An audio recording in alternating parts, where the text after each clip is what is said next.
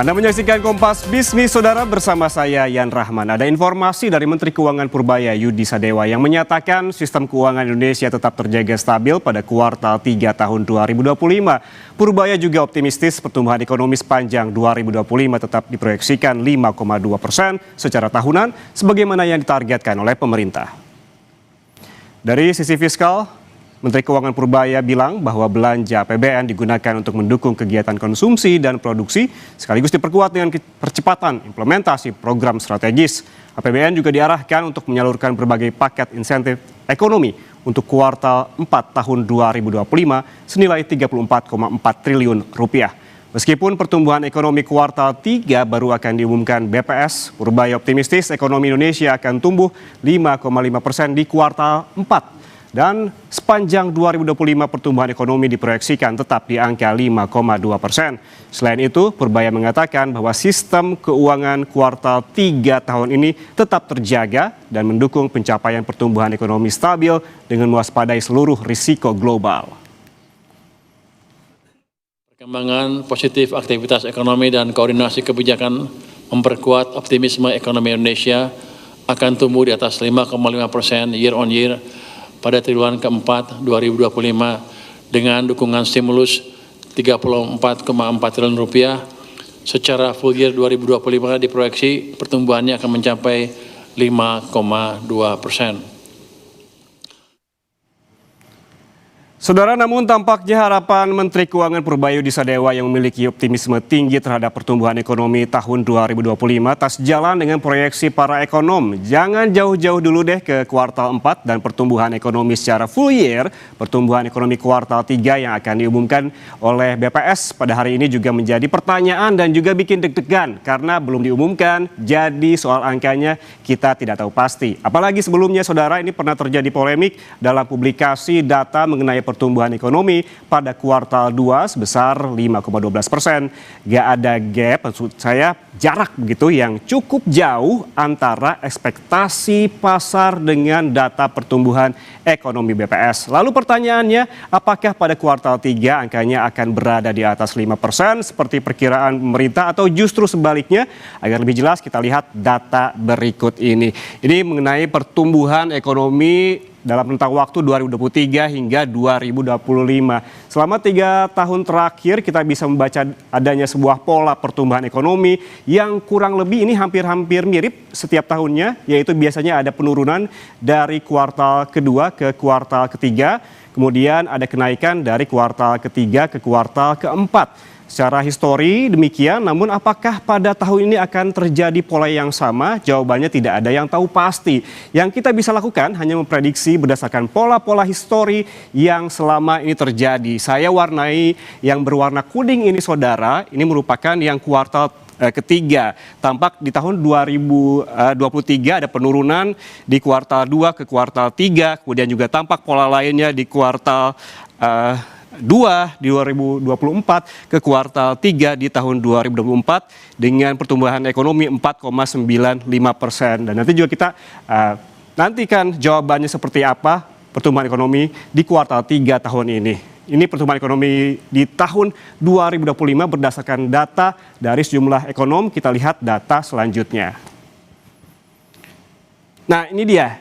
Muncullah angka-angka ini saudara berdasarkan konfirmasi dari tim Kompas TV dan juga Kontan kepada sejumlah ekonom yang memproyeksikan pertumbuhan ekonomi dari Juli hingga September 2025 yang tumbuh antara 4,7% hingga 5,2%.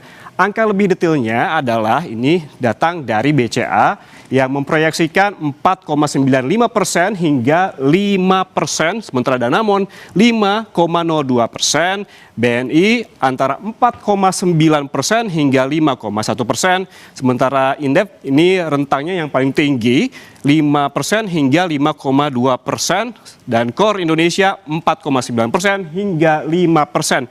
Sementara proyeksi yang paling rendah begitu dari Selios besar 4,7% saja. Tentunya proyeksi ini bukanlah angka semu tanpa background riset yang kuat.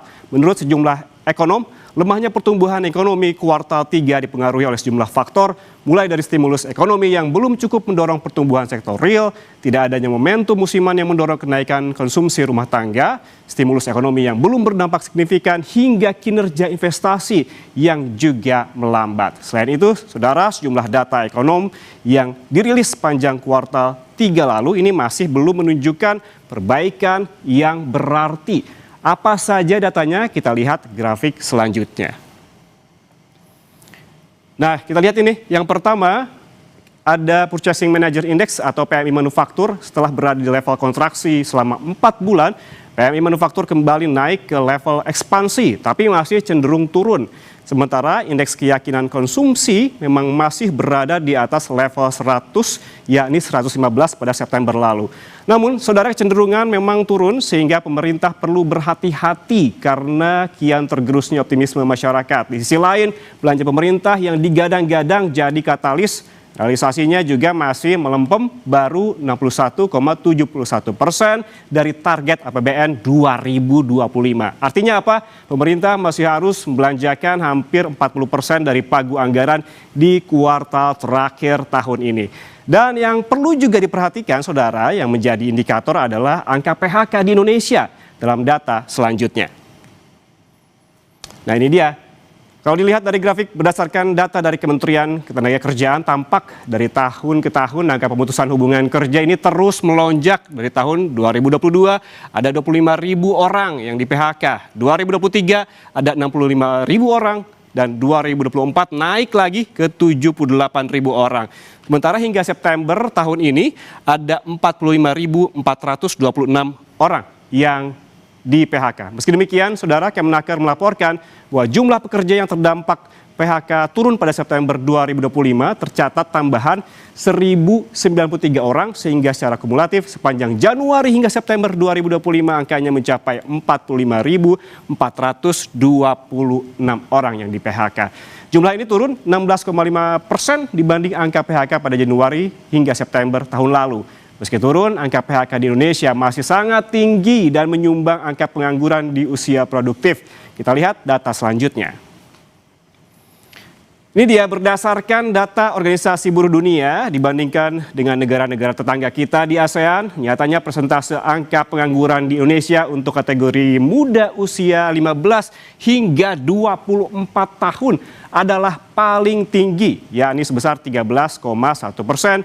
Yang paling mendekati adalah Malaysia, yaitu 12,3%, disusul oleh Filipina, yaitu 6,6%, ada Thailand 4,3%, dan Timor Leste 3,4%. Dan saudara, siang nanti Badan Pusat Statistik akan mengumumkan pertumbuhan ekonomi di kuartal 3 tahun 2025.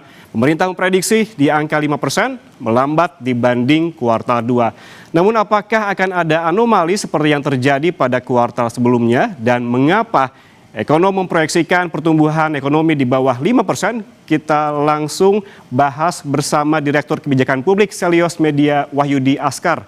Mas Media, selamat pagi. Pagi, Mas. Mas Media, ini Selios memprediksi ekonomi tumbuh 4,7%. Ini kalau kita bandingkan tadi dibandingkan ekonom lain ini paling rendah begitu. Ini apa faktor yang menyebabkan Selios proyeksinya tumbuh sebesar 4,7%? Iya, tadi sudah disampaikan juga ya, kuartal 3 melihat data historis sebelumnya memang biasanya lebih rendah dari tahun sebelumnya karena tidak ada momentum musiman. Tapi sebetulnya kekhawatiran yang cukup signifikan adalah pelemahan konsumsi rumah tangga karena survei Bank Indonesia menunjukkan IKK kita itu masih belum cukup pulih dan malah turun ke level 118 ya, dari sebelumnya 123 di bulan Agustus ya. Dan tekanan itu cukup terasa apalagi di kalangan masyarakat bawah ya. Dan salah satu kontributor yang cukup kuat itu adalah harga pangan ya yang sudah naik. Misalkan harga beras itu sudah naik hampir 15% sejak awal tahun. Memang ada beberapa good news, misalkan PMDN itu naik, tapi kita perlu cek lagi seberapa jauh PMDN itu bisa mengarah ke ekspor dengan nilai tambah tinggi. Dan kalau kita lihat juga PMDN kita meskipun naik tapi belum bisa menciptakan lapangan kerja yang juga cukup baik gitu ya. Bahkan salah satu tren yang cukup positif itu kan PMDN naik di daerah di luar Jawa, tapi beberapa daerah di luar Jawa misalnya Halmahera Tengah, Halmahera Timur, itu angka kemiskinannya masih di atas rata-rata angka kemiskinan nasional. Jadi menurut saya tantangan sebenarnya untuk Indonesia ke depan bukan hanya sekedar mengejar angka pertumbuhan 5% atau lebih ya, tapi memastikan juga pertumbuhan itu betul-betul dirasakan oleh masyarakat bawah. Jadi bukan hanya dirasakan oleh sektor formal atau korporasi besar, tapi juga dirasakan oleh industri-industri Oke. kecil, informal dan sektor UMKM yang tertinggal begitu, Mas. Oke, Mas Media, selanjutnya juga yang menjadi perhatian publik begitu ya. Apakah manuver Menteri Keuangan yang mengguyur 200 triliun ke Himbara akan terlihat di angka pertumbuhan kuartal 3 ini? Eh, Memang secara teori itu bisa memperkuat likuiditas perbankan ya agar penyaluran kredit ke sektor real itu bisa meningkat. Tetapi menurut saya itu belum bisa dirasakan sepenuhnya di kuartal ini. Karena realisasi dari dampak kebijakan ini kan tergantung dari seberapa cepat uang itu mengalir ke ekonomi real. Dan kita tidak pernah betul-betul tahu karena datanya juga tidak dirilis apakah Bank Himbara benar-benar menyalurkan dana itu ke kredit produktif ke sektor usaha, terutama ke UMKM dan sektor padat karya ya yang kita lihat hari ini sangat membutuhkan. Jadi memang ini butuh waktu untuk melihat seberapa signifikan dampaknya karena biasanya transmisi dari kebijakan likuiditas ke pertumbuhan ekonomi itu memakan waktu mungkin 1 sampai 2 kuartal. Jadi kita masih perlu menunggu efek signifikan dari manuver Pak Purbaya ini. Tapi lagi-lagi kalau ditanya soal apakah ini akan terlihat di angka pertumbuhan besok, mungkin iya, tapi sangat-sangat terbatas menurut saya. Dan lagi-lagi, apakah dana itu betul-betul mengalir ke kredit produktif, ke petani, pengusaha kecil, atau sektor industri yang menyerap tenaga kerja. Dan menurut saya kita masih perlu menunggu waktu dampak dari terobosan likuiditas perbankan ini, Mas. Oke, sejumlah indikator juga sempat tadi dijelaskan, Mas Media, termasuk salah satunya adalah soal PMI Manufaktur Republik Indonesia di level ekspansif 50. Lalu kenapa dengan level ini justru PHK masih terjadi? Dan satu lagi, indeks keyakinan konsumen masih optimistis di angka 115, namun kecenderungannya turun ini. Mengapa demikian? Ini tipis sekali sebetulnya Mas PMI di level 50, sekian ya. Jadi secara makro memang industri itu masih beroperasi ya, tapi belum berada di zona nyaman gitu. Dan untuk indeks keyakinan konsumen memang masih cukup baik, masih percaya diri terhadap ekonomi, tapi tren optimismenya itu terus menipis. Jadi contoh sederhananya di perilaku belanja masyarakat, Mas. Jadi masyarakat sekarang ya masih tetap datang ke mall, ke pasar-pasar, tapi pengeluaran yang dikeluarkan oleh masyarakat untuk berbelanja itu lebih kecil. Masyarakat memang masih belanja kebutuhan pokok, tapi menunda pembelian barang sekunder, misalkan gadget atau pakaian bermerek, dan bahkan beralih ke alternatif-alternatif lain dan menurunkan kualitas konsumsi. Jadi secara umum memang roda ekonomi memang masih berputar, tetapi lebih pelan gitu ya. Dan masyarakat lagi-lagi ya tidak menilai ekonomi dari data statistik, melainkan dari pengeluaran sehari-hari. Apakah harga sembako naik, apakah gaji mereka cukup, pekerjaan mereka aman nggak dari PHK. Jadi ketika pemerintah menyampaikan ekonomi tetap kuat, masyarakat bisa saja berkata mungkin di angka iya, tapi di dapur kami tidak terasa. Jadi kesimpulannya memang ada jarak ya saat ini memang dari data dengan kenyataan ekonomi rakyat. Dan angka makro memang memberikan kesan stabilitas dan menurut saya baik untuk investasi, tapi lagi-lagi tantangan ke depan bukan hanya soal menjaga angka PMI di atas 50 atau IKK di atas 100, tetapi memastikan kenyataan ekonomi yang ada itu benar-benar lebih baik dan tidak hanya sekedar angka di atas kertas gitu, Mas. Oke, kita melihat bagaimana kenyataannya di lapangan dibanding angka-angka makroekonomi begitu yang disajikan nanti oleh BPS. Tapi kita beralih ke soal realisasi begitu, Mas Media. Mungkinkah realisasi di Q3 tahun ini di atas proyeksi ekonom seperti kuartal 2 berkat realisasi investasi dan juga kalau mengacu pada BKPM memang angkanya juga naik, bukan? Ya, betul, Mas. Jadi memang benar bahwa data BKPM realisasi investasi kita itu masih cukup positif ya. Tapi memang perlu dicatat juga efek investasi terhadap pertumbuhan PDB itu tidak selalu instan karena bisa jadi investasi yang terrealisasi di kuartal ini itu proyek-proyek jangka menengah, kayak pembangunan smelter, infrastruktur, kawasan industri, yang dampaknya terhadap output ekonomi baru itu baru terasa dalam beberapa kuartal ke depan.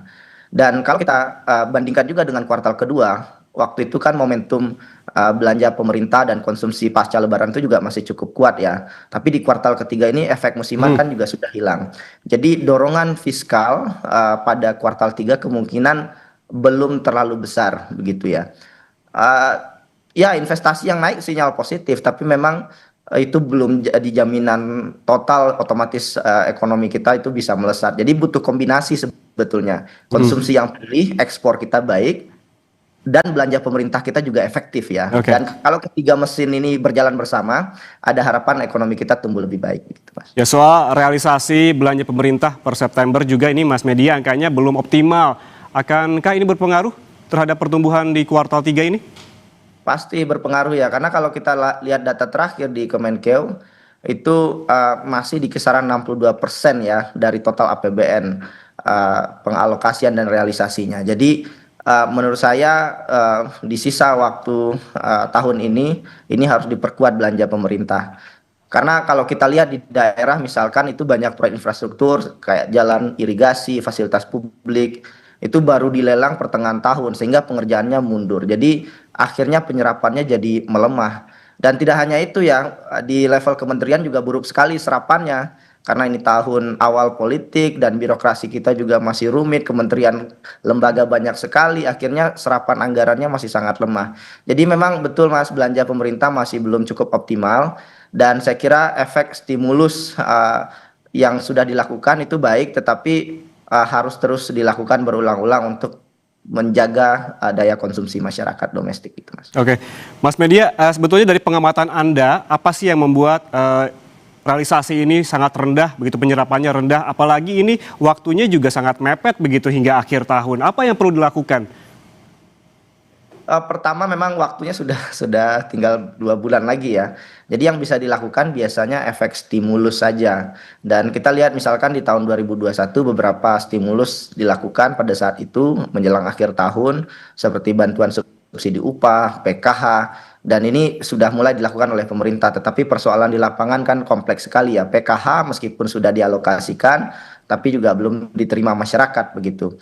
Jadi ini memang stimulus diperlukan, tetapi stimulus ini tidak serta-merta bisa membuat PDB kita tumbuh lebih dari 0,3 atau 0,5% penambahannya. Karena penggelontaran 30-40 triliun itu tidak seberapa dari segi jumlah. Jadi yang perlu diingat juga adalah kita perlu transmisi kebijakannya juga gitu. Jadi stimulus penting, tetapi kita butuh investasi jangka panjang, peningkatan produktivitas, penciptaan lapangan kerja baru. Ini yang mungkin jadi tantangan. Dan satu lagi, stimulus oke sekali masyarakat butuh, tapi stimulus harus jatuh ke kelompok masyarakat berpendapatan rendah dan saat ini yang membutuhkan.